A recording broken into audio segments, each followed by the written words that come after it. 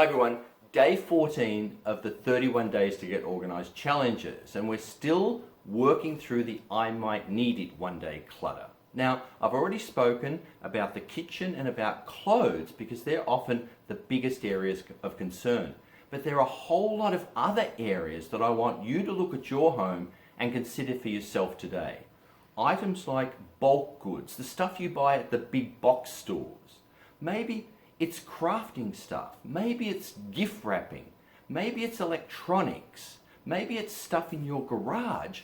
Look around, where are the items packed, where are they stored, that they're really just, I might need it one day clutter. Now, one of the great things about these items, if there is one, is that generally they're in really good shape and so they're perfect for donation. Declutter for good is something I talk about a lot.